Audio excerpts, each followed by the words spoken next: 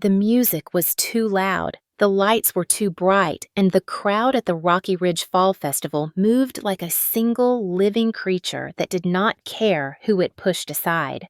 I had Maddie's hand one moment, her little fingers warm in mine, and the next, the surge of bodies broke us apart as easily as if I were made of paper. I heard her scream my name sharp and high like it came from underwater, but the crowd swallowed the sound before I could turn my head. Someone's elbow hit my shoulder. Another person shoved past me without looking. A man snapped at me to move. My breath tangled in my chest as I twisted and fought against the current of people trying to see over bouncing hats and raised phones. All I saw were flashes of carnival lights and painted faces blurring together into noise and color. When I finally reached a clearing near the edge of the pumpkin carving booth, I saw her. My little girl was on the ground, one knee scraped her hair stuck to her cheek with tears and dust. 3 older kids stood over her laughing as if cruelty were a game the festival had invited them to play. One of the boys pointed at her. "Looks like someone lost their mommy." Another rolled her eyes and said, "This is why little kids should stay home." They were loud enough for the nearby adults to hear, but no one even glanced in Maddie's direction. A woman stepping around her muttered at me instead. "You need to control your kid. My kid." As if the crowd had not ripped her from me. As if I chose to lose her. Maddie tried to stand, but the tallest boy shoved her shoulder lightly just enough to make her stumble back down. Her eyes went wide with panic, and she froze. I knew that expression. Maddie was brave, but she was 7, and the world could be crueler than any child deserved. I pushed forward, but the surge of bodies blocked me again, people annoyed that I was pushing against the flow. I could not breathe. I could not call out. My throat clenched around her name. When I finally broke through the wall of people, the kids had moved on, but the damage was done. Maddie was trembling, wiping her face with the back of her hand, smearing dust across her cheek. I started toward her, but before I could take 3 steps, another wave of people flooded between us. Someone dragged a cooler on wheels across my path. A teenager ran straight through, bumping Maddie so hard she spun around. I saw the fear snap back across her face like a rubber band. She bolted. I do not know if she thought she was running toward me or away from the crowd, but she chose the narrow walkway between 2 concession trailers. A space too tight, too dark, too easy to disappear into. "Maddie!" I tried to shout, but my voice cracked. I shoved forward again, my heart thundering against my ribs as if trying to break free of my chest. The walkway opened into a small, empty corner behind the kettle corn stand, lit only by the flicker of a dying string of orange bulbs. Maddie was there. But she was not alone. The same group of kids had found her again, and this time a man was with them. He was older, maybe mid-50s, red-faced, swaying slightly. He smelled of beer, even from where I stood. He pointed at Maddie and barked something I could not hear, but whatever it was made her flinch like he had struck her. She backed against the wall of the trailer, her hands trembling in front of her chest. One of the kids yelled at her again. "Stop crying." There was no one else in sight. No staff, no security, no parents. Only them and her. And me, still too far away to matter. The man stepped forward. Maddie slid down the wall, curling her knees toward her chest, trying to make herself invisible. My vision tunneled. My pulse roared in my ears. I forced myself through the chokehold of bodies, one step then another, but it felt like running through wet cement. And then, something happened that froze every person in that cramped little corner. A voice cut through the noise. "Back away from her." Deep, sharp, commanding. All 4 of them turned. The kids were the first to react. Their eyes widened. They stumbled back. The man swore under his breath. Standing at the mouth of the narrow walkway was a biker, a Hell's Angel, leather vest, patches, heavy boots, a presence that filled the space long before he took a single step. His eyes locked on Maddie first, then on the man who had been towering over her, then on the kids. The entire crowd seemed to exhale and fall silent at once, as if every breath had been sucked into the biker's chest. People outside the walkway turned their heads, drawn by something they could not yet see. Murmurs started. A few raised phones. And still the biker did not move. He simply repeated quieter but somehow even more dangerous. Back, away, from her. The kids ran. The man stumbled backward. Maddie looked up at him with eyes still wet with tears, and every person nearby shifted their suspicion toward him instead. After all, what was a Hell's Angel doing near a scared little girl? The crowd started whispering. Someone said, "Call security." Another said, "I bet he grabbed her."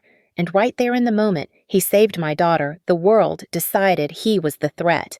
Everything seemed to happen at once, like the festival itself inhaled sharply and held its breath. The biker took one step forward, slow and deliberate, as if he wanted every person in that cramped little space to understand he was not afraid of them or their assumptions. His boots crushed fallen popcorn underfoot. His vest shifted with the movement patches catching the flicker of carnival lights. Maddie stared up at him, frozen eyes wide and wet, her breath quivering in short little bursts that told me she was still on the edge of panic.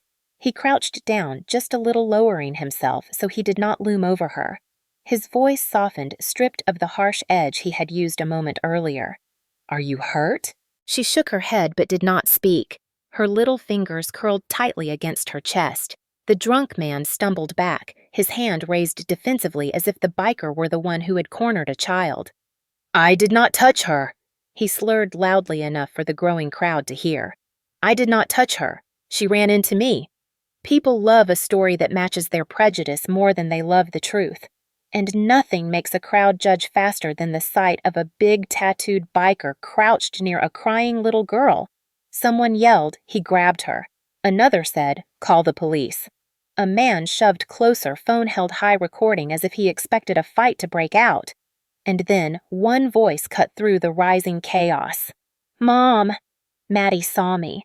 The instant her eyes found mine, her whole body sagged, shaking with sobs she had been holding in through sheer terror. She scrambled to her feet and ran toward me. I caught her mid-stride, lifting her as she buried her face in my shoulder. "I am here," I whispered, even though my hands trembled so badly I could barely hold her. "I am right here." I felt her chest heave with each sob. She was terrified, but safe. The biker stood slowly watching her with an expression that was not guilt or fear or defensiveness. It was something else entirely. Something weary. Something familiar with being misunderstood. The recording man shoved his phone closer to the biker's face. "What did you do to that kid?" Hawk did not answer. Not because he could not. Because he knew answering would not keep them from believing what they already wanted to believe. The drunk man regained his balance enough to shout, "I told you he grabbed her!" Several people murmured in agreement, nodding even though none of them had seen what had actually happened. Maddie twisted around in my arms, still crying, her words breaking apart like thin glass. He did not grab me. They were scaring me. He helped me. No one listened. A woman wearing a glittering pumpkin sweater pulled out her phone and dialed. "I am calling 911. There is a biker threatening a child." The biker exhaled a long, slow breath through his nose. He looked down and shook his head like he had lived this scene more times than he could count. When he lifted his gaze again, it was steady and calm. His voice stayed low, but it carried authority. "Ma'am, do not do that. There is no danger here." But the woman was already speaking to the dispatcher, spinning the story in panicked tones, and as she did, several others nodding along like they were witnessing a kidnapping rather than a rescue.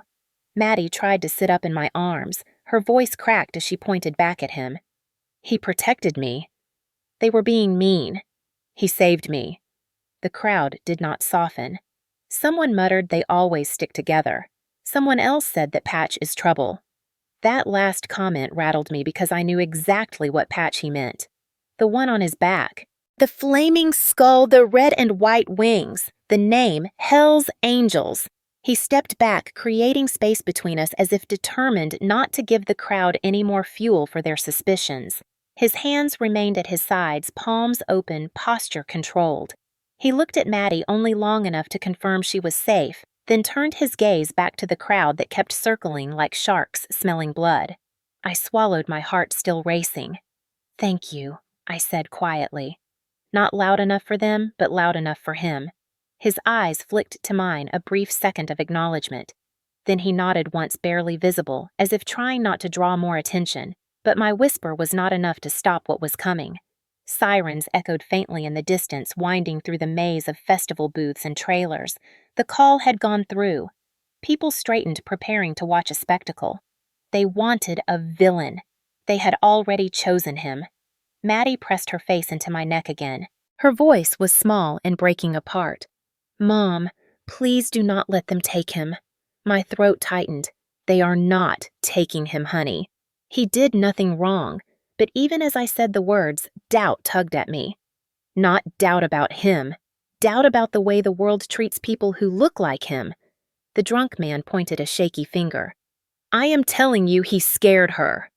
A teenager chimed in. I saw him leaning over her. The crowd rewrote the moment faster than I could correct it, faster than Maddie could defend him, faster than he could defend himself.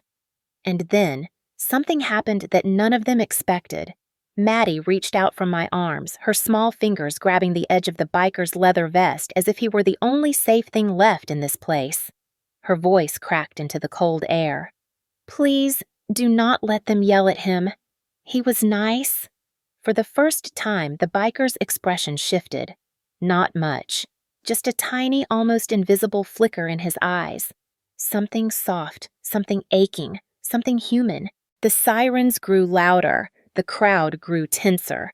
And I stood there holding my daughter while the stranger who had protected her waited to be judged for saving her. The officers arrived faster than I expected, pushing through the crowd with the kind of hurried authority that always makes situations worse before they get better. Their radios hissed, their boots thudded, and their eyes swept the scene with an assumption already forming before a single word was spoken. One pointed directly at the biker. "Step away from the child." Maddie jerked in my arms, clinging tighter as if the command had been directed at her instead. She twisted, reaching toward him again, her voice thinning. "No. Please do not yell at him." The officer hesitated for a fraction of a second. It was enough to show he had not anticipated that reaction. The crowd murmured, unsettled. A story without a clear villain always makes people uneasy. The biker lifted both hands slowly, showing he was not a threat. "I am not touching her, officer. I did not approach her. She came to me." Maddie nodded so hard her hair bounced. "I ran to him. I was scared. No one cared. He helped me." The crowd shifted again, but not because they suddenly believed her. People hate losing the story they already feel righteous about. One woman near the funnel cake stand scoffed. "That is what they do, pretend to be helpful." Another shook his head. "Kids don't know better." A few took out their phones again, more interested in capturing a scandal than the truth. I moved Maddie behind me slightly, even though she kept trying to peek around my shoulder to keep her eyes on the biker. Her little fingers pulled anxiously at my sleeve. "Mom, he is good. Why are they being mean?" Her voice cracked on the last word. It sliced through me sharper than anything else that had happened. I turned to the officer, trying to keep my voice steady. "Sir, with all respect," he protected her. "She was being harassed by those kids. That man was drunk and cornering her." The biker stopped it. Multiple people pointed their phones at me now, like my defense of him was the unexpected twist they had been waiting for. The officer studied me, then looked at Maddie's scraped knee, then finally at the biker. His stance softened, just a hair enough for me to know he was reconsidering the narrative forming around him. But before he could speak, a teenage boy shoved through the crowd holding up his phone. "I got video." The boy looked proud of himself, like he believed he had the smoking gun that would validate every prejudice in the crowd. The officer took the phone. The teen zoomed in to show the moment Maddie ran into the walkway crying and shaking, and the biker stepping forward only after the drunk man had cornered her. The officer watched the clip twice. The crowd's noise dipped to a confused hush. Not silence. People rarely surrender their assumptions easily, but doubt slid in like a cold wind. The drunk man who had started the chaos shook his head frantically. "She ran into me. I did not hurt her." The officer eyed him. "Sir, have you been drinking tonight?" The man tried to answer, stumbled over his own tongue, and the biker spoke for the first time since the officers arrived. He did not touch her, but he scared her. "I stepped in because she needed someone." His voice was level-controlled, almost too calm for the tension around him.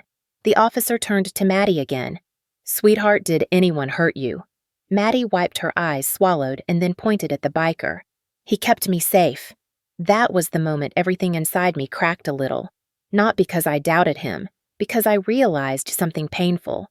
When Maddie was terrified, she had not run to me.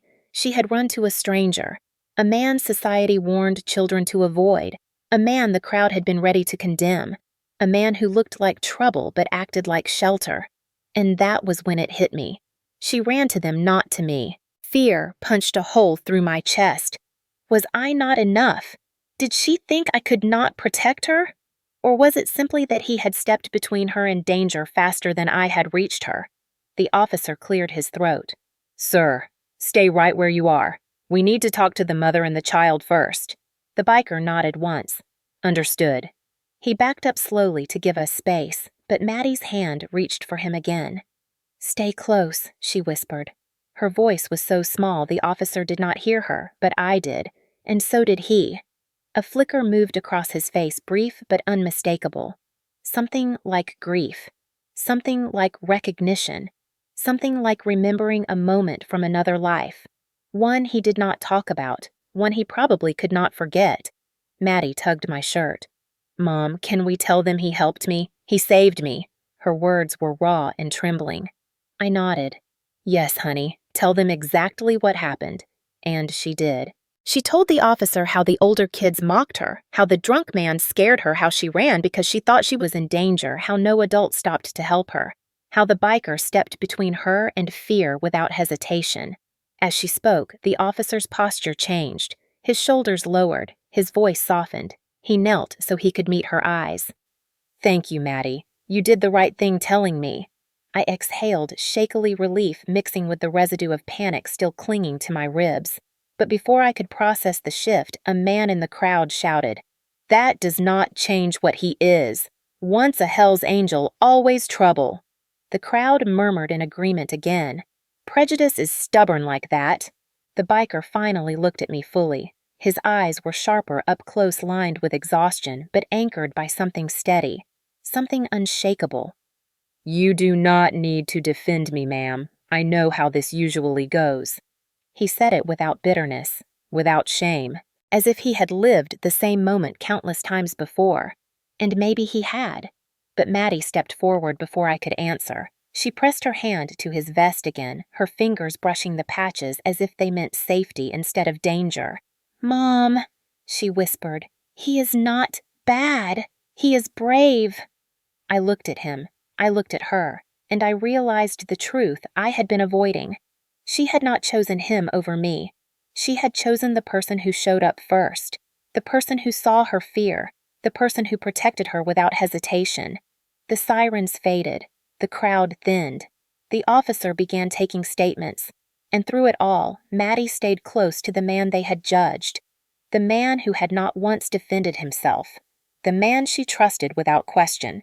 The officer walked a few steps away to speak into his radio, and for a moment the noise of the festival faded behind a curtain of tension, so thick it felt like the air had weight. I could hear Maddie's uneven breathing against my chest, feel the way her small hand kept reaching out as if making sure the biker was still there. He did not step closer, but he did not step away either. He stood steady, hands visible, posture calm, in a way that told me this was not his first time being surrounded by suspicion. The teenage boy with the phone hovered nearby, replaying his video, while the crowd leaned in, trying to reinterpret what they had seen through the lens of what they already believed. The drunk man grumbled to himself, insisting he had done nothing wrong, even though he could not stand straight. The officer returned and looked between us. "We need statements from both of you," he said, "and from this gentleman." His tone had shifted from accusation to procedure. Maddie whispered again, her voice trembling. "Mom, is he in trouble?" I brushed her hair back gently. "No, honey. Not with the truth on our side.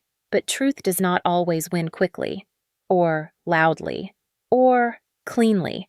And sometimes it needs witnesses." Before the officer could continue, the sound of approaching engines rolled through the festival grounds like distant thunder. Not loud, not aggressive, just steady. purposeful. Every head in the nearby crowd turned toward the noise. A group of motorcycles rounded the corner of the vendor row, moving together in a tight formation. Their engines idled low as they slowed, chrome catching the glow of festival lights. Leather vests, patches, the kind of presence that makes people step back without knowing why. The crowd's reaction was instant. People whispered, a few gasped. Some lifted their phones again. A Hells Angels crew was the last thing they wanted to see. The first bike came to a stop beside the walkway, and the rider swung off with the ease of someone who had done it 1,000 times. A woman with dark hair braided tight under her helmet approached, moving with confidence that demanded attention. Her vest bore the same winged patch as the biker who had protected Maddie. She stopped beside him, glanced at me, then at the officer, then finally at Maddie, who tightened her grip on my shirt. "Hawk," she said to him quietly. "You good?" "Hawk." The name clicked into place even before he nodded. The woman turned to the officer calmly. "We got a call on our radio. One of ours might need support." "We came." Her voice carried none of the anger that the crowd expected. Instead, she sounded like someone who had nothing to hide, who had dealt with worse, who had arrived to prevent things from getting worse. The officer raised a hand. "Ma'am, everything is under control." She lifted a brow. "Looked like it wasn't 10 minutes ago." Hawk said nothing, but I saw the corner of his jaw tighten. The other riders dismounted quietly, forming a loose circle around the walkway, not trapping anyone, not threatening, just present, watching, protecting one of their own. The crowd pushed back instinctively, widening the space. Fear does not need facts. It only needs a story, and the presence of more bikers gave them one. Someone whispered, "They are trying to intimidate us." Another said, "This is exactly why people are afraid of them." Raven. The female biker folded her arms. Her gaze swept over Maddie's scraped knee, her bruised hands, her trembling shoulders. "What happened?" The officer stepped in. "A misunderstanding. We are sorting it out." She turned her head slightly toward Hawk. "You good?" He nodded once. The crowd did not see the exchange as comfort. They saw it as collusion. Phones lifted higher, voices tightened with suspicion. A man shouted from the back, "Tell them to leave. They do not belong here." The statement echoed through the group, bouncing off bodies and amplifying the tension all over again. Maddie flinched. I could feel her small hands shaking. Hawk's eyes flicked to her immediately, then back to the crowd, then finally to the officer. He spoke low enough to avoid stirring more anger, yet firm enough for the officer to hear. "We should clear this up before this turns into something else." The female biker nodded. "Do you need backup?" He shook his head. "Just stay close." Maddie tugged my sleeve. "Mom, make them stop yelling at him." I squeezed her hand, wishing I could protect her from more than just physical harm, wishing I could shield her from the cruelty of assumptions. The officer took a deep breath, turning toward the crowd. "Folks, let us give them space. We have statements, we have video, we are handling this." But the crowd had tasted its own outrage, and outrage is addictive. A woman stepped forward. "Kids do not run to bikers for safety." "Something is off." Maddie lifted her head sharply. "I ran to him because you did not help me." Her tiny voice cracked, but did not falter. Every adult in the crowd looked at her, then forced for a moment to confront the truth that they had walked past her when she needed them. The officer finally raised both hands. "Enough. This child is safe. The situation is under review. No one touched her except her mother and this man when she reached for him." Raven stepped closer. "Then let us help you sort the rest." The crowd bristled again, ready to erupt, but the officer surprised me. He nodded. "Fine. I could use the extra witness statements." And the instant he said those words, the shift began. Not acceptance, not trust, just hesitation. Enough to let breath return to the air. Hawk exhaled slowly. Raven placed a steady hand on his shoulder. Another biker crouched near Maddie's dropped hair clip, picking it up carefully so it would not break, handing it back to her with a soft smile that did not match a single stereotype these people held. Maddie whispered thank you through leftover tears. The biker nodded, touched her shoulder gently with the back of his knuckles. never closing his hand, never risking misinterpretation. I realized then that these people, these feared ones, moved like a trained team, quiet, organized, respectful, and everything the crowd assumed they were not. Help had come from the ones everyone feared, and it was the only reason my daughter was still standing. The officer finished taking the first round of statements, but the tension in the air did not ease. People still hovered on the edges of the walkway, as if waiting for the biker crew to slip up to confirm the stories they already believed about them. The festival lights flickered overhead, casting long shadows across the ground, and somewhere beyond the booths, the music shifted to a slower country song, its soft melody at odds with the storm brewing around us. Hawk remained close, but not too close, standing with the kind of disciplined stillness that comes from years of being misread. Raven stayed slightly behind him, her arms crossed, eyes scanning the crowd like she had taken on the responsibility of watching every person who had judged them without knowing a thing about them. Maddie held onto my hand, now finally steadier, but still glancing back at Hawk every few seconds as if afraid he would vanish before she could thank him properly. The officer cleared his throat. "We have one more issue. According to the child, there was a man following her. We need to find him." The drunk man bristled immediately. "Not me. I told you she bumped into me." Raven stepped forward. Maddie said he grabbed her shirt. Her tone was calm, but her eyes sharpened. The man swayed slightly. "I did not grab nobody. I was looking for my daughter." Hawk angled his head. "What daughter?" The man pointed vaguely toward the ride section. "Teenager. Red shirt. She ran off." Maddie looked up confused. "That is not true. He scared me. He kept saying, 'Come here. Come here.'" The man waved a dismissive hand. "You misunderstood. Kids always misunderstand." His words slurred together. The officer sighed. "We need to verify this. Do you have a picture of your daughter?" The man blinked, then patted his pockets. He pulled out a receipt, a crushed cigarette, a parking stub. But no phone, no wallet, no picture. Raven exchanged a look with Hawk. Something was off. The officer straightened. "We need to locate any child matching that description." Maddie tugged my sleeve. "Mom, what if he tries to find another kid?" Her voice quivered. She was stepping into panic again, breathing shallow. Hawk noticed instantly. His entire posture shifted the same way it had when he first saw her cornered. He crouched slightly to meet her eye level even though she stayed close to me. "Hey, you are safe now. We are here." The way he said, we made something inside me loosen. Not just him, all of them. The officer nodded toward the biker group. "If you all want to help search, keep communication open. Radio only. Stay away from the rides unless escorted." Raven gave a simple nod, then tapped her helmet. "Already on it." In seconds, the bikers moved like a coordinated team. No barking orders, no chaos. Each one knew their role. One took the vendor aisles, another headed toward the food court. Two more swept the nearby game booths. Hawk stayed with me and Maddie, his presence both grounding and strangely comforting. For a moment, I forgot the assumptions, the stares, the whispers. All I saw was someone who had stepped into danger for a child who was not his. We followed the officer toward the ride section, searching for the supposed teenager in a red shirt. The festival crowd shifted like waves around us, laughter and music mixing with the smell of kettle corn and engine grease from the carnival rides.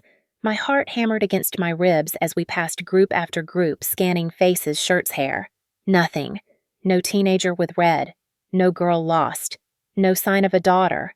That flicker of hope Maddie had felt from the chaos breaking apart earlier began to fade. She squeezed my hand tighter. "Mom?" He lied.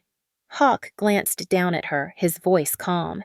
"Sometimes fear makes people lie. Sometimes guilt does too. We will get to the bottom of this." The officer's radio crackled. One of the bikers spoke through it.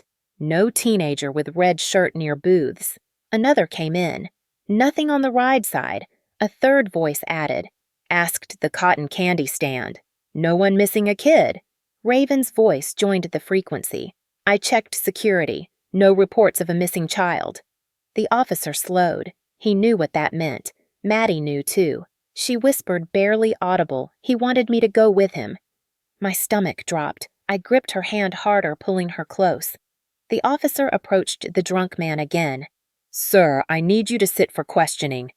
The man tried to bolt. He turned, sharply stumbled, and tried to push through the gathering crowd. Hawk moved faster. He stepped sideways, cutting off the man's path without touching him, just blocking him like a wall. The man cursed and tried to shove past him, but Raven appeared on the other side, her stance firm and unyielding. 2 officers closed in. The man was put into cuffs, still muttering protests, but powerless now. Maddie exhaled shakily. That was him. Hawk nodded once, confirming her fear without adding to it. The officers took the man aside, escorting him toward the emergency tent. The moment he was gone, a hush fell again. It was not peace. It was something else, realization. The man was not the story they had believed. The biker was not either. Their assumptions had betrayed them. Again. A vendor stepped forward. "I saw those kids messing with her earlier. Should have said something sooner." Another man rubbed the back of his neck. "Guess I jumped to conclusions." Hawk did not react. He did not soften. He did not smirk. He simply looked at Maddie. "You did good. You spoke up. You were brave." Maddie's chin trembled. "I was scared."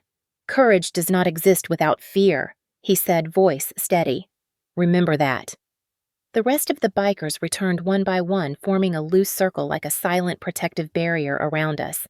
Not threatening, not invading, just present, ready. And suddenly, the crowd saw what I had seen from the moment Maddie reached for him. They were not the danger. They were the search party. They were the protectors. They were the reason my daughter was safe. For a moment, it felt like things might calm down, like the truth had finally cracked through the wall of assumptions that had been building since the moment Hawk stepped into that narrow walkway. But peace in a place like this never lasted more than a heartbeat. The officers walked the drunk man toward the emergency tent, and the crowd began to thin. People drifted away in clumps, whispering to each other, glancing back at the bikers like they could not decide whether to feel ashamed or justified. Maddie pressed herself closer to me, still shaken, but beginning to breathe normally again. Hawk stood a few feet away, arms relaxed at his sides, his gaze following the movement of the officers. Raven tapped her radio lightly, signaling for the others to regroup, but there was no tension in the gesture, just quiet readiness. But festivals have a way of magnifying fear. Rumors spread faster than music, and somewhere between the security tent and the funnel cake booth, a different version of the story began circulating. He tried to take the kid. They are hiding something. A whole biker crew showed up. That cannot be coincidence. By the time we walked toward the main thoroughfare, the shift in the atmosphere was unmistakable. Conversations stopped when we passed. People turned their bodies away. A father pulled his young son behind him, glaring at Hawk as though he were a threat just for standing on the same strip of asphalt. Maddie noticed immediately. "Why are they looking at him like that?" I swallowed hard. "Because they do not know what really happened. But they should." She said each word, trembling. "They should know he helped me." The frustration in her voice twisted inside me like a blade. She was too young to understand how people cling to their fears, because it feels safer than accepting they were wrong. We turned a corner near the Ferris wheel, and that is when the first real confrontation sparked. A group of young men, maybe late teens or early 20s, stepped into our path. They wore matching festival t-shirts, but carried themselves with the careless bravado of people who had never paid the price for their own recklessness. One of them pointed at Hawk. "See? Told you. They always travel in packs." Hawk remained still, but his eyes narrowed slightly, not in anger, but in calculation. Raven stepped closer, positioning herself near his shoulder. One of the teens moved toward us. "You think you can just show up here and play hero?" Hawk did not respond. Silence was his shield, his weapon, his refusal to fuel the fire they wanted to start. The teen smirked. "What? Cat got your tongue." Maddie tugged my sleeve, fear rising again. Hawk glanced at her, and that tiny movement was enough to provoke the teen further. "Look at that. Scaring kids, too. That was the last line for me." I stepped forward, placing myself between the teen and my daughter. "He protected her," I said sharply. "Something none of you bothered to do." The teenager's bravado faltered, but pride makes fools stubborn. He scoffed. Yeah, sure. That is why cops got called. That is why a whole biker gang showed up. Something is going on. Raven let out a slow breath, the kind that suggested she had seen this behavior 1,000 times in 1,000 towns. Hawk kept his posture steady, but tension rippled under the surface. Not fear, readiness. The teen stepped closer, puffing out his chest. People like you do not belong here. That was when another group of festival goers arrived, drawn by the rising voices. It only took seconds for a crowd to form, and in that crowd, fear grew legs. The officer hurried over, trying to defuse the situation, but it was too late. A man in his 40s shouted, "I saw him yelling at that girl earlier." Maddie gasped. No, he did not. Another woman added, "They come here to cause trouble." They always do. Someone's voice rose above the noise. "Kick them out. Kick all of them out." The festival lights flickered above us, casting harsh shadows over the tense circle forming around the bikers. Raven shifted her stance, not aggressive, but protective, her eyes sweeping left and right. Hawk remained still, but the muscle in his jaw flexed. Maddie's breath hitched and quickened. Her chest rose too fast, too sharp. She was spiraling. I knelt down immediately. "Sweetheart, look at me. Breathe with me." But she shook her head, panic taking control. I could see her slipping back into the terror she had felt earlier. Hawk noticed. He stepped forward exactly one pace, ignoring the hostile crowd completely, and crouched down to her level. His voice dropped to a calm that cut through the noise like a lifeline. "Maddie, look at me." She blinked through tears, her breath quickening too much to speak. Hawk repeated softer. "Look at me." Raven knelt beside him, her tone steady. "Hand on your belly, sweetheart. Feel it rise, feel it fall." I watched in stunned silence as two people the crowd feared most guided my little girl through a panic attack with the gentleness of seasoned first responders. Maddie's breathing slowly evened, her shoulders loosening. The transformation was immediate and unmistakable, and it was witnessed by everyone. The officer saw it. A few bystanders saw it, and a small pocket of the crowd began to question the story they had been clinging to. But fear does not loosen easily. One of the young men, humiliated now that Maddie had calmed, instead of supporting his accusations, lunged forward as if trying to push past Hawk. The officer grabbed him immediately. "Enough! Back up!" The teen jerked free. "They do not belong here. This whole thing is their fault." Hawk stood up slowly, shielding Maddie without appearing confrontational. He spoke for the first time since the confrontation started. "No one here is looking for trouble. We came because a child needed us." His voice was calm, controlled, completely opposite of the man the crowd wanted him to be. The officer raised both hands. "Everyone step back. This is over." But we all knew it was not. The fair had turned against us, against him, against them, against the truth. And Maddie, still holding my hand, whispered the words I could not push from my mind. "Why are they mad at the people who saved me?" The officer's command scattered the crowd just enough for us to move, but not enough to erase the tension that clung to the night air like smoke. People lingered in clusters, whispering, throwing glances over their shoulders, as though waiting for the bikers to slip up, waiting for something to validate the fear they had already decided to believe.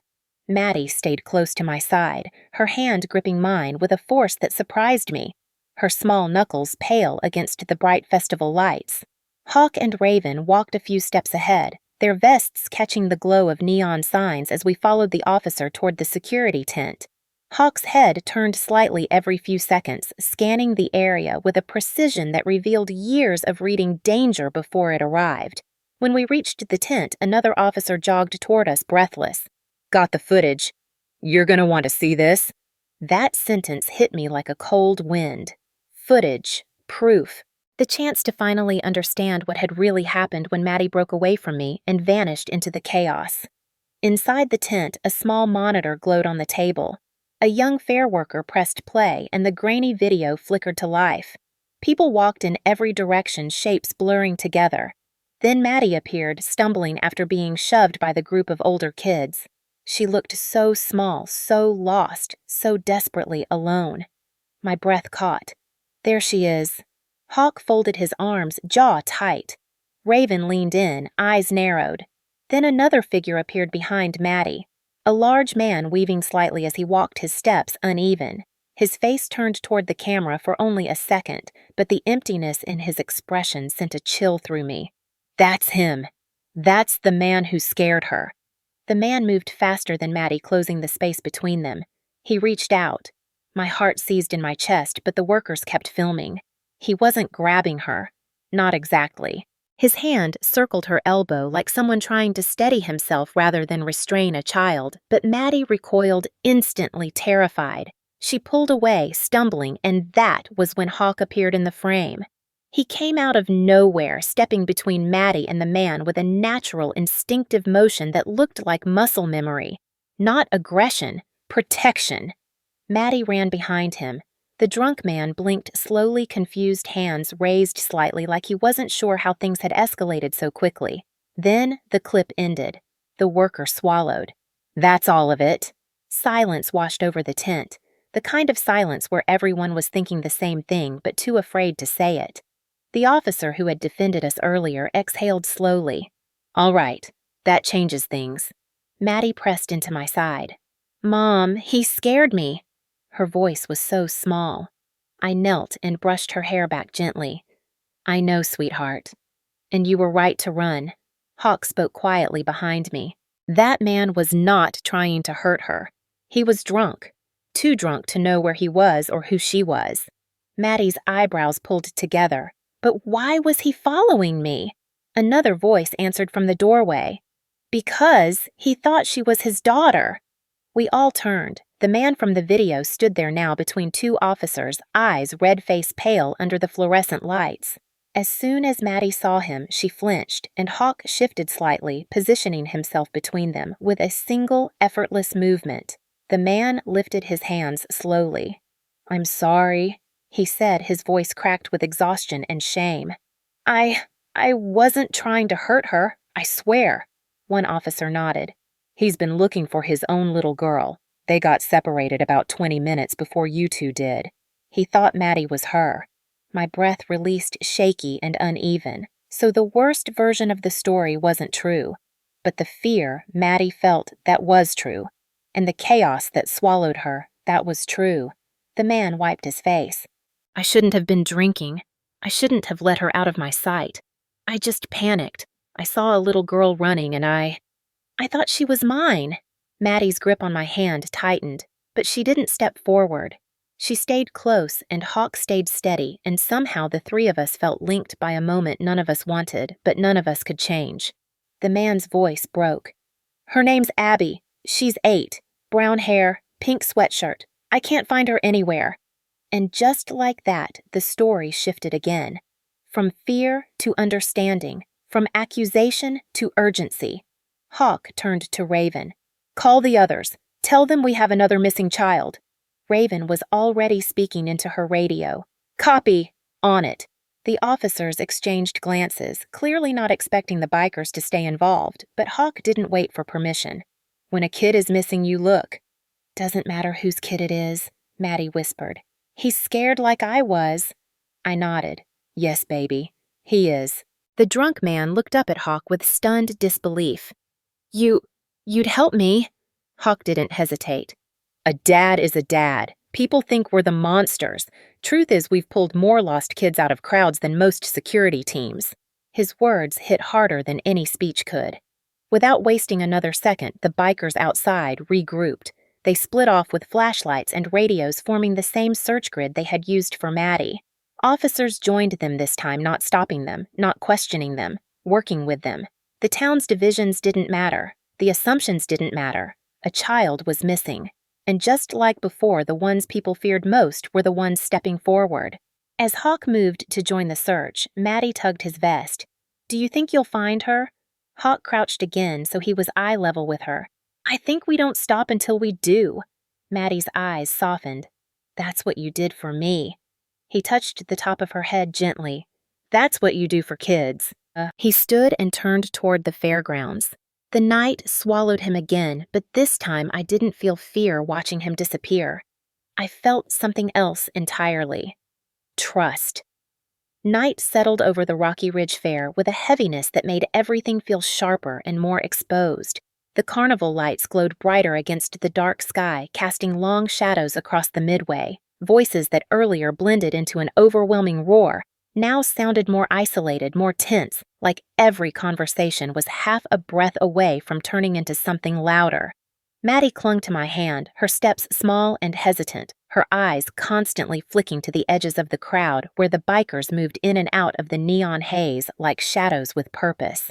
Hawk had taken point again, radio in hand, while Raven coordinated from the fair entrance.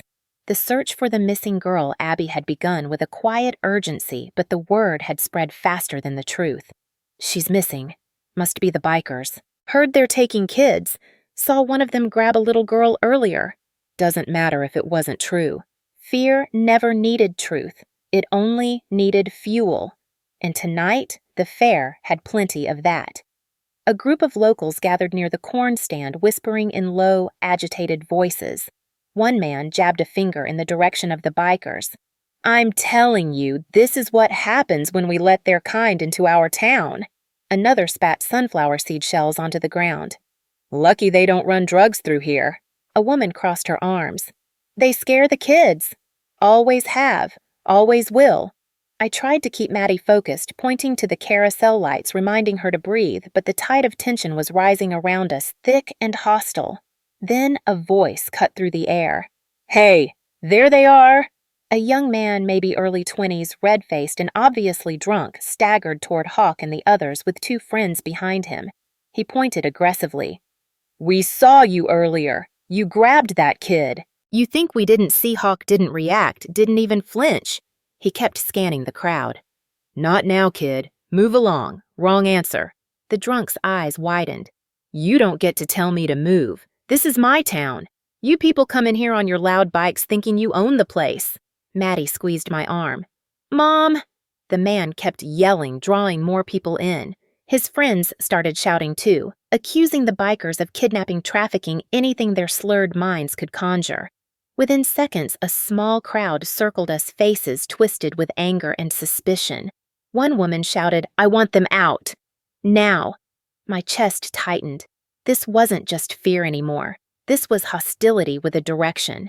And that direction was us. Raven stepped between the drunken men in our group.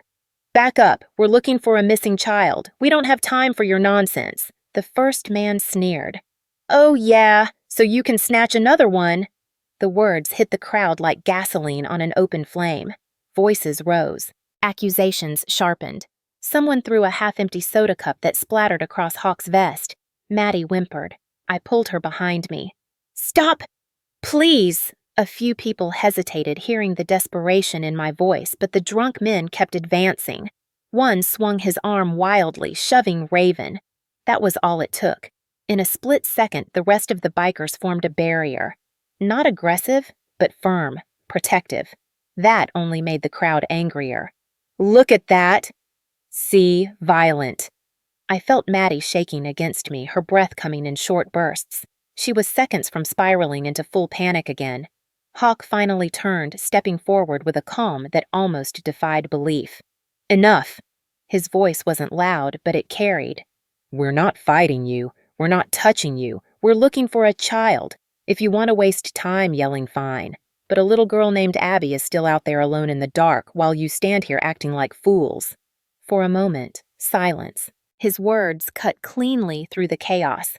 A few people looked down ashamed, but not the drunkest man. He shoved Hawk's shoulder with both hands. "You don't talk to us like that. You're not welcome here." The bikers behind Hawk shifted, ready to step in, but he raised a hand slightly without turning. "Stand down." That restraint, that quiet control, only seemed to enrage the man more. He lunged again. Before I could even scream, two officers rushed in, grabbing the man from behind. "That's enough. You're done." They pulled him back as he cursed and kicked, spitting accusations the whole way. His friends backed off instantly, their bravado dissolving like steam. The officers dragged him away toward the parking lot, still ranting. But the damage was done. The crowd looked shaken, unsettled, embarrassed, and still not fully convinced they were wrong. Raven exhaled slowly.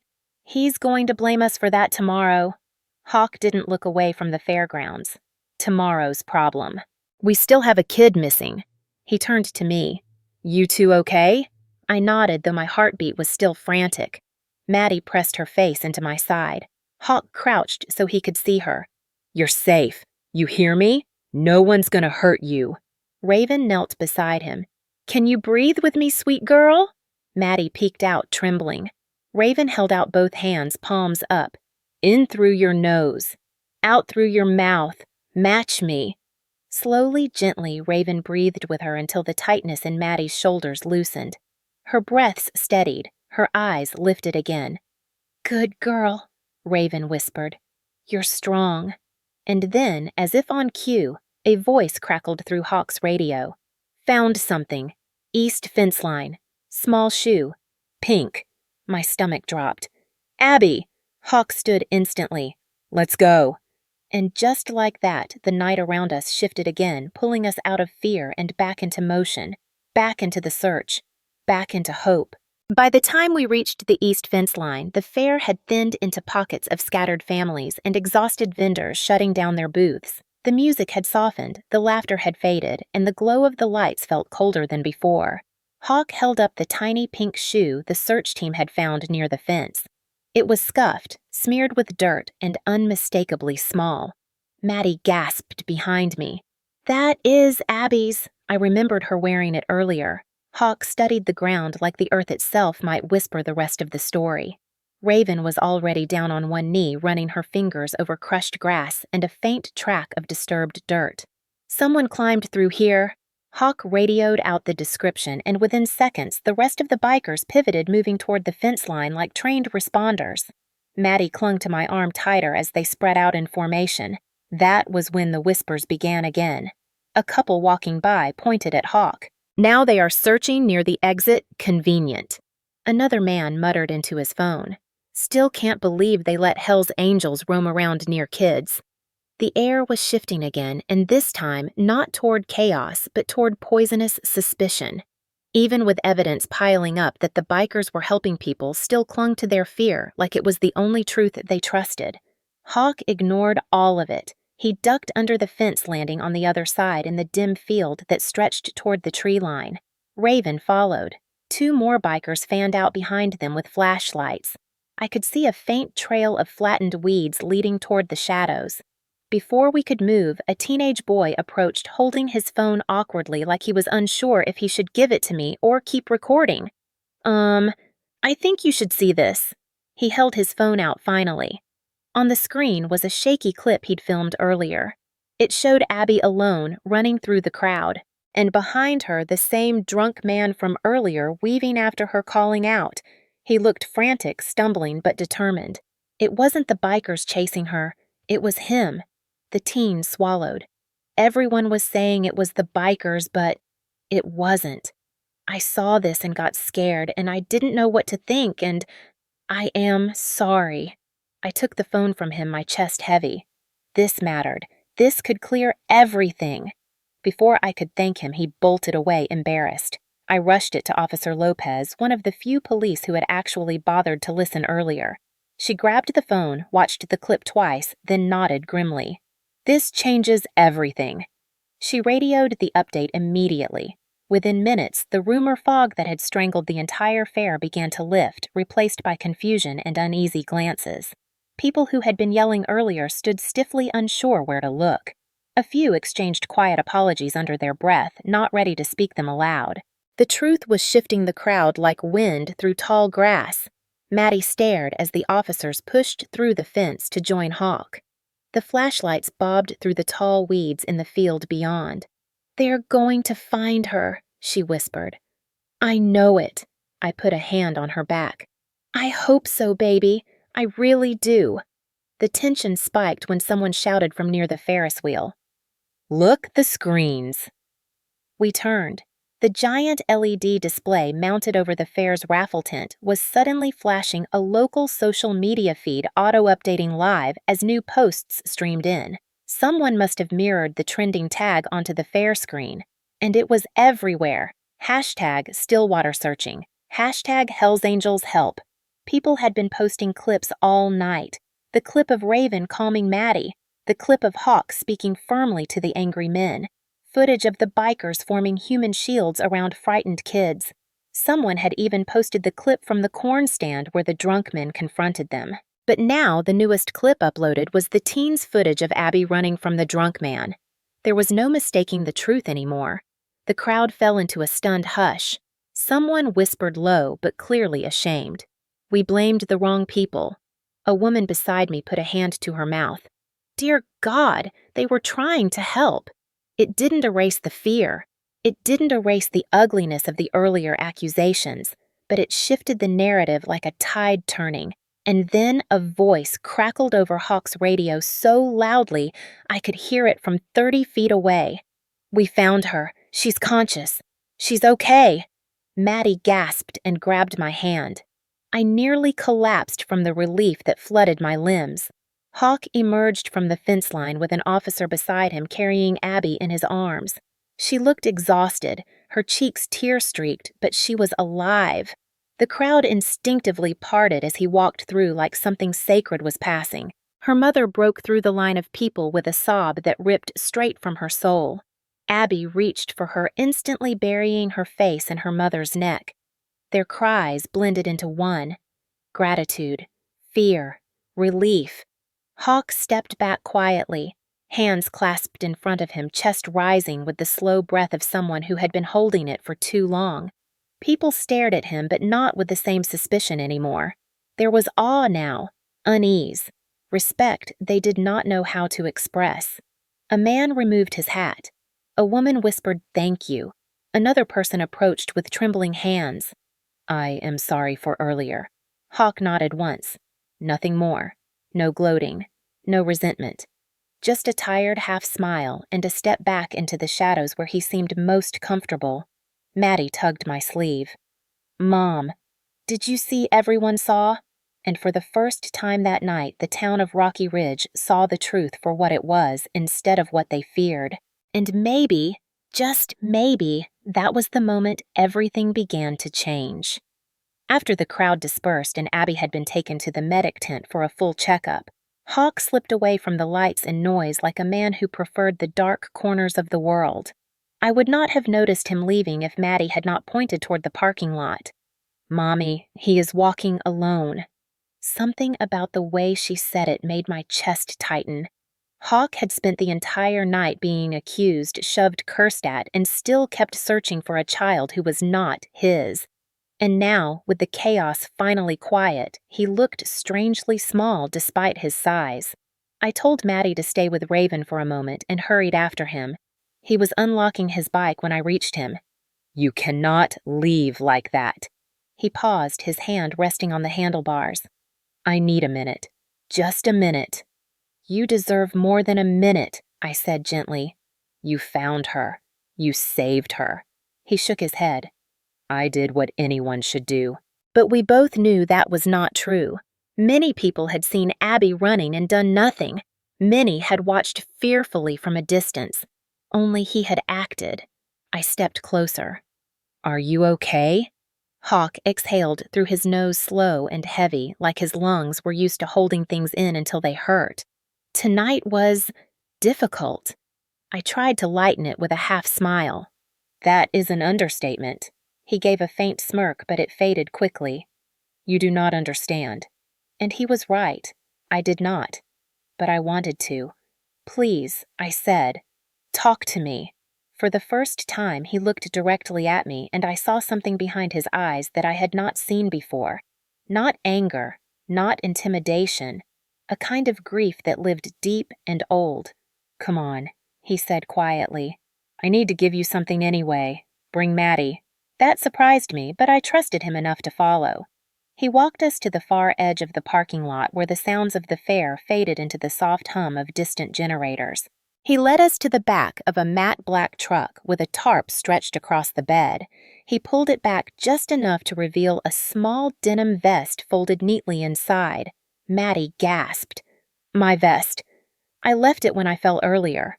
Hawk nodded. Figured she would want it back.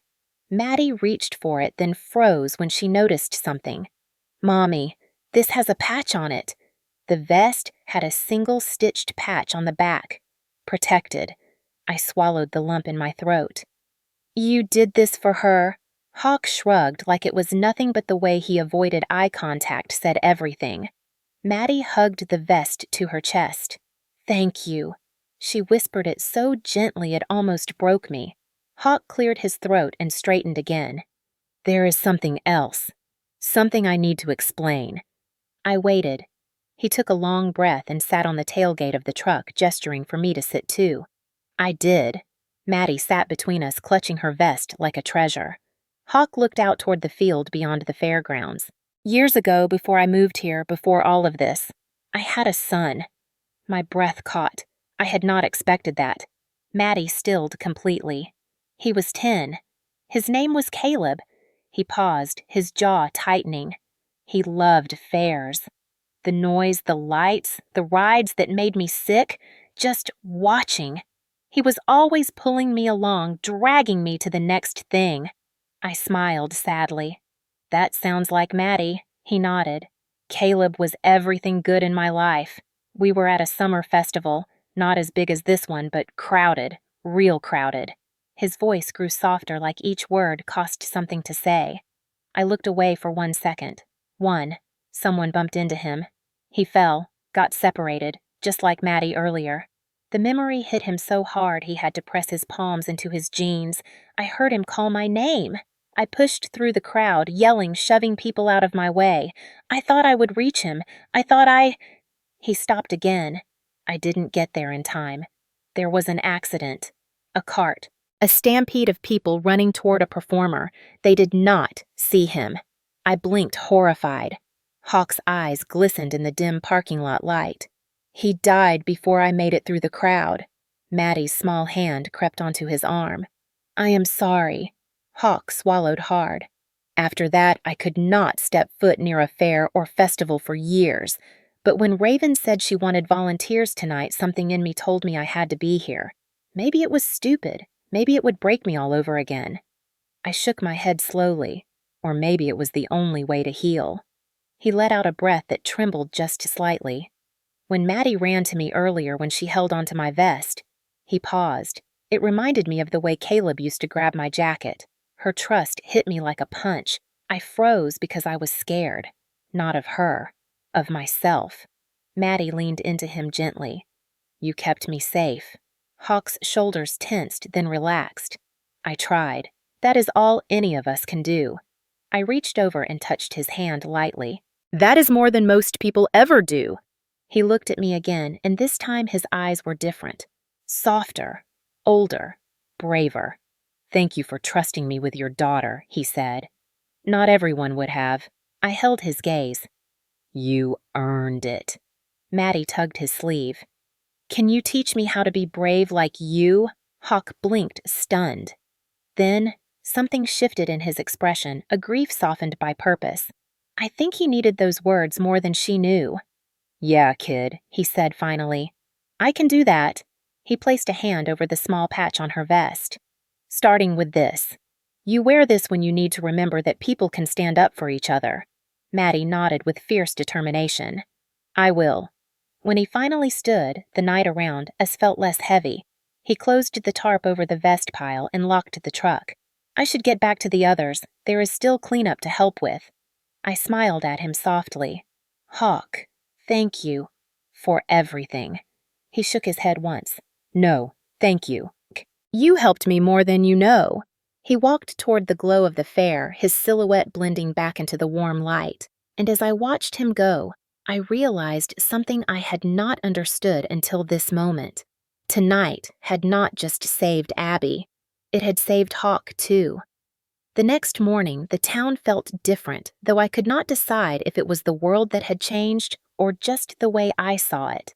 Rocky Ridge had always been a place where people pretended everything was fine, even when it was not, where judgment traveled faster than apologies, where fear was easier to feed than compassion.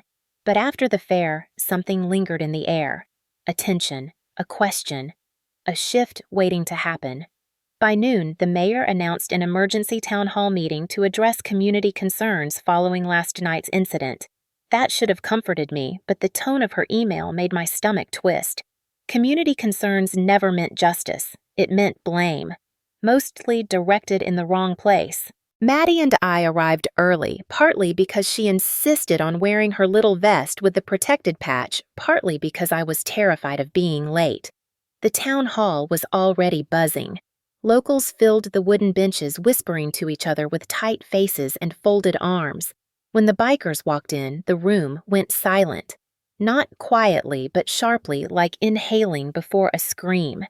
Hawk entered last, scanning the crowd with calm caution. Some people shifted uncomfortably. Others glared openly. A few whispered with childish fear, as if his leather vest carried a curse.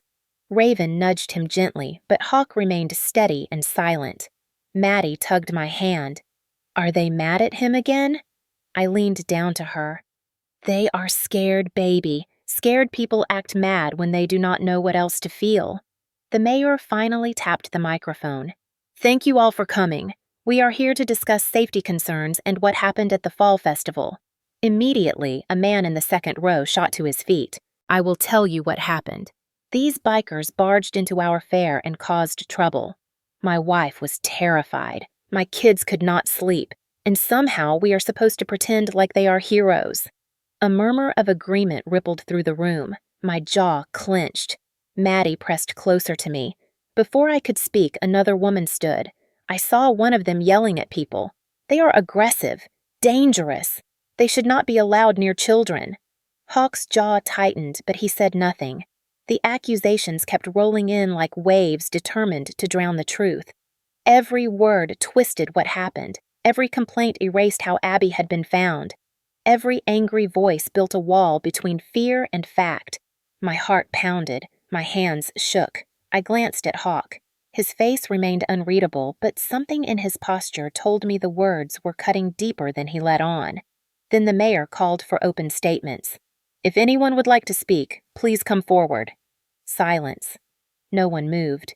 My body felt heavy, but my feet stepped forward on their own, pulling me toward the small wooden podium. Maddie's hand slipped into mine, holding tight as if she knew I needed her strength. When I reached the microphone, the room stared with a mix of curiosity and unease. I swallowed.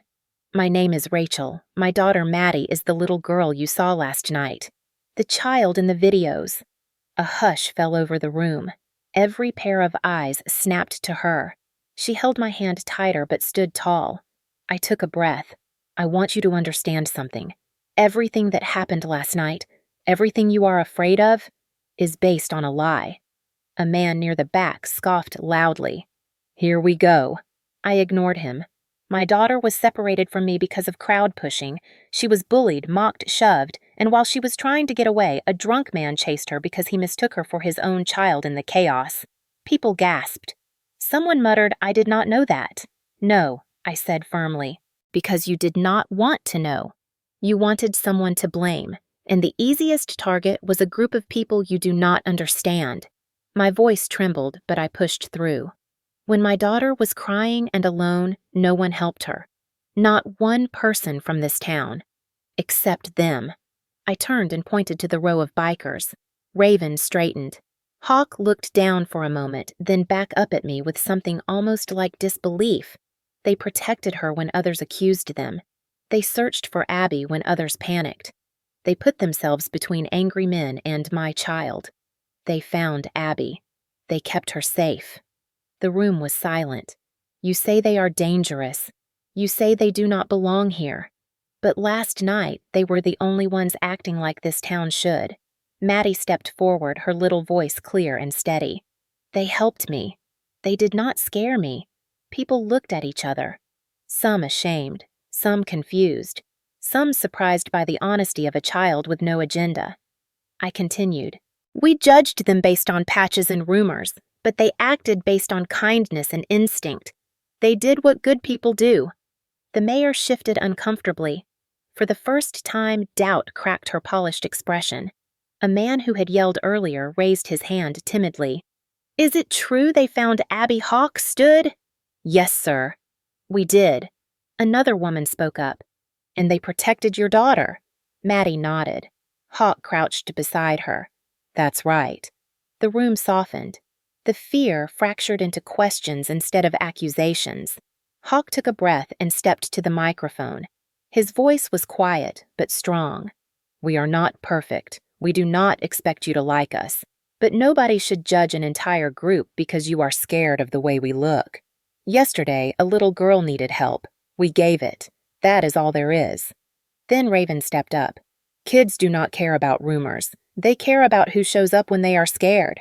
Slowly, one by one, townspeople nodded. Shame, humility, acceptance began to ripple through the benches. Finally, the mayor cleared her throat. I think we owe you an apology. The entire room exhaled as if waking from a long nightmare. Hawk stepped back and the bikers rose with him. Maddie let go of my hand and ran to him. She hugged his leg. Thank you for saving me. The moment froze in the air. A child leaning into a man everyone feared. A room full of people finally seeing the truth. That was the day my town finally listened. The morning after the town hall felt like waking up in a different version of Rocky Ridge, one I had never seen before but always hoped could exist. The air was crisp, the sky washed clean with soft gold light, and for the first time since the fall festival began, I stepped outside without the weight of fear tightening my chest. Maddie walked beside me with her little denim vest on the protected patch gleaming proudly on her back. She walked with a confidence I had not seen since before the chaos, as if she had discovered a courage she did not know she possessed. When we reached the community park, I stopped in disbelief. Dozens of motorcycles lined the curb, glistening in the morning sun, like knights arriving for a ceremony. Across the playground, townspeople stood grouped together holding tools, planks of wood paint cans, and boxes of supplies.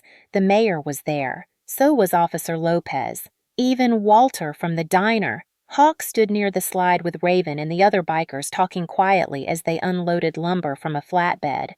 Maddie's breath hitched in awe. They are building something. One of the volunteers heard her and smiled. We are fixing the playground, sweetheart. It has been falling apart for years. Thought maybe today was the day to start putting things back together. Maddie looked up at me as if seeking permission. I nodded. Go on. She ran ahead with the enthusiasm only a child can carry, darting between knees and piles of lumber.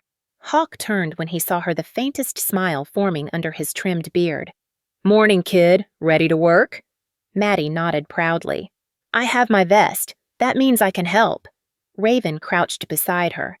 That vest means you are part of the reason all these people are here. Maddie beamed. I felt my throat tighten. Something about seeing my daughter standing between bikers and locals, no lines drawn, no sides taken, brought a warmth to my chest I had not felt in years. Hawk walked over to me. Glad you came. I glanced around, overwhelmed by the sight. Did you organize all this? He shook his head. We just showed up early. The rest. He looked out at the crowd with a quiet wonder. They came on their own. For once, our town had not waited for tragedy to force empathy. It chose it. People who had shouted at the bikers 2 nights earlier were now handing them hammers.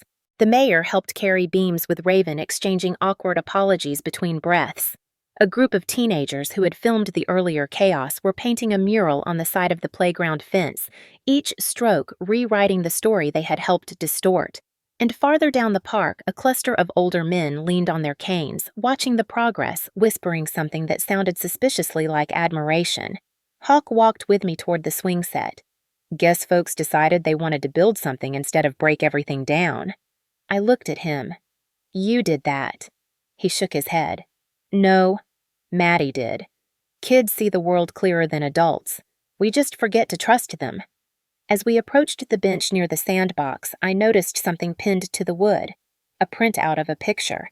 It showed Hawk carrying Abby out of the field the night before. She was clinging to him. The look on his face was gentle, steady, determined. Under the photo, someone had written in permanent marker, "Thank you for showing us what real protection looks like." Hawk stared at it for a long time. I thought he was going to turn away, but instead, he sat slowly on the bench as if lowering himself into a memory. You know. He said quietly, "I used to bring Caleb to playgrounds just like this." His voice softened, almost fragile. He would always climb too high. Scared the hell out of me. But he laughed every time. I sat beside him. "Do you think today is hard for you?" He thought about that for a moment. "It should be. But—" He looked around at the volunteers hammering cutting lumber, painting bright colors onto faded structures. "But it feels like the first good day in a long time." Maddie ran up to us holding a bucket of screws. "Hawk, where do these go?" He stood and ruffled her hair gently. "Come on, I will show you." Watching them walk to the half-built slide sent a wave of warmth through me. Maddie listening intently, Hawk teaching patiently. Two lives shaped by fear, finding healing in the same place. The hours passed with the hum of drills, bursts of laughter, and shouts for extra nails.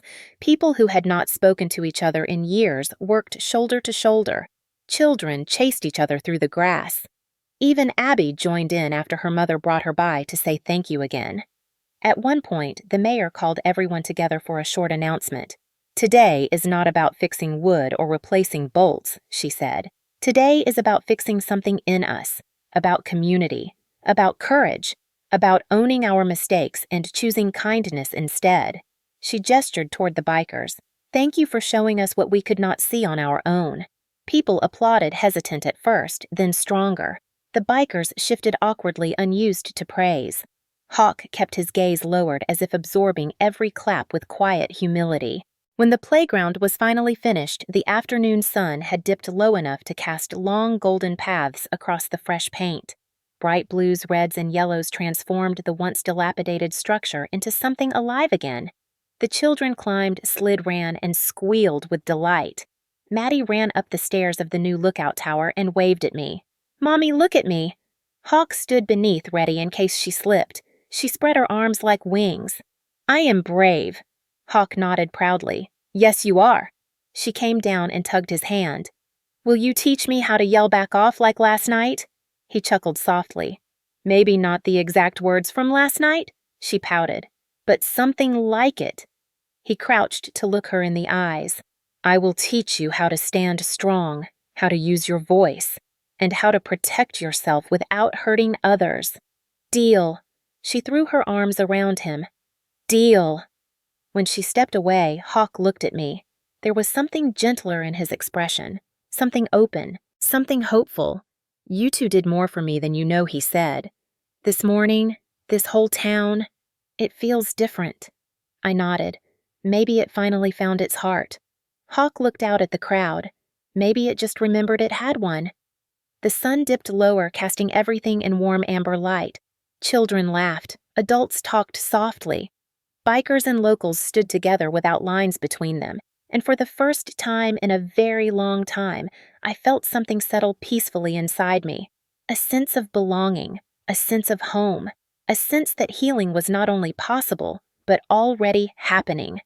Maddie ran back to me, her cheeks flushed with joy. "Mommy, this is the best day ever!" I lifted her into my arms. "It is the beginning of something good, sweetheart." And as the sun set on a playground built by hands that had once been divided, I knew one thing for certain. Fear divides us, but kindness rebuilds everything we thought we had lost. If you stayed with me until this moment, until the last quiet breath of this story, then maybe you felt something shift inside you the way it shifted inside me. Maybe you remembered a moment when the world felt too loud, too fast, too cruel, and someone unexpected stepped in to remind you that kindness still exists in places people love to judge. Or maybe you saw a piece of yourself in my daughter, lost in a crowd that did not stop frightened by faces that did not care, yet still brave enough to believe that help could come from the unlikeliest hands. Stories like this stay with us not because they are dramatic, but because they are true in the ways that matter. They remind us that courage is not loud. It is the quiet decision to keep looking for safety when everything feels unsafe.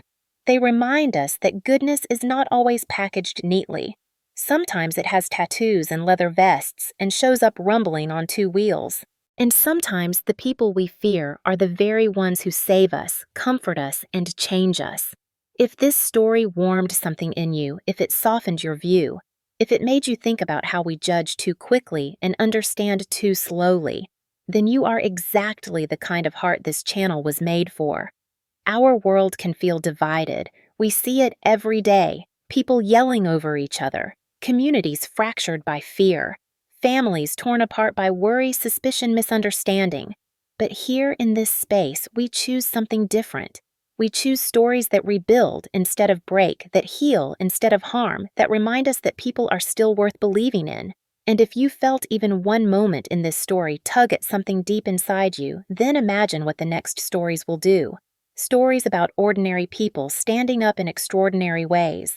Stories about strangers who choose compassion.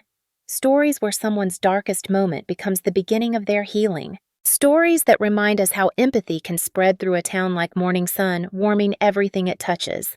So if you are still here, if you are still reading, if you are still feeling this story settle into your chest, I want to gently invite you to stay connected with us. Subscribe so you never miss the next journey. Turn on the notification bell so these stories reach you at the moment you need them most. And if you want to go a step further, share this story with someone you care about. Someone who could use a reminder that people are better than the headlines, better than the rumors, better than the loudest voices that want us divided. Share it with someone who needs hope, with someone who has felt lost, with someone who might need to see that even in a chaotic world, there are still protectors, still helpers, still communities willing to rebuild once they see the truth. And finally, if this story meant something to you, tell us in the comments where you are watching from and what part hit your heart the hardest. Because your voice is part of this community too. Your story matters here. Your presence strengthens this space. We are building something together just like our town built that playground. One story at a time, one heart at a time. And we are so grateful you are here. Stay with us. More stories are coming. Stories meant to heal, remind, and rebuild. Stories that feel like home. Stories that feel like hope.